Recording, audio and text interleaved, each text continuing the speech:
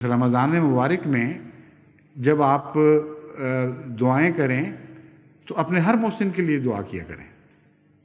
مجھے ایک بچی کی بات بہت ہی پیاری لگتی ہے، وہ چودھری شاہ نواز صاحب مرحوم کی نواسی ہے۔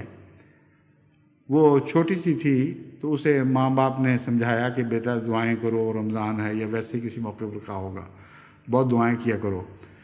تو ایک دن اس سے پوچھا کہ تم نے کیا کیا دعائیں کیں، بتاؤ تو صحیح۔ اس نے کہا میں نے جو دعائیں کیں امی کے لیے، نانی کے لیے، نانا کے لیے، ابا کے لیے، فلاں کے لیے، فلاں کے لیے، اس کے علاوہ میں نے اس کے لیے بھی دعا کی جس نے آئس کریم ایجاد کی تھی۔ انہوں نے کہا ہے اس کے لیے کیوں دعا کی؟ انہوں نے کہا دیکھو اس نے بچوں کا دل خوش کر دیا۔ اب یہ بات تو بچگانہ ہے لیکن عارفانہ بھی ہے۔ ہم لوگ جب بندوں کا احسان نہیں دیکھ سکتے تو خدا کا احسان بھی نہیں دیکھ سکتے۔ اس بات کو حضرت صلی اللہ علیہ وآلہ وسلم نے بیان فرمایا، من لم یشکر الناس لم یشکر اللہ۔ پس خدا کے عرفان کی باتیں تو ہم کر رہے ہیں، اگر بندے کا عرفان نہ ہوا تو خدا کا بھی نہیں ہوگا۔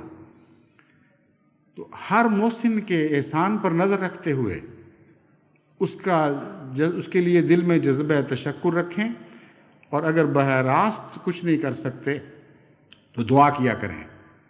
اپنی دعاؤں کے ذریعے آپ احسان کا بدلہ اس رنگ میں اتار سکتے ہیں کہ ظاہری طور پر جو بدلے اتارے جاتے ہیں اس سے بہت بڑھ کر ایسے شخص کو جزا پہنچ جاتی ہے۔ اور اس طرح ہر راہ میں آپ کو، بندوں کی راہ میں بھی اور دوسری راہوں میں بھی، آفاقی طور پر بھی اور اندرونی طور پر بھی، ہر مطالعے میں خدا دکھائی دینے لگے۔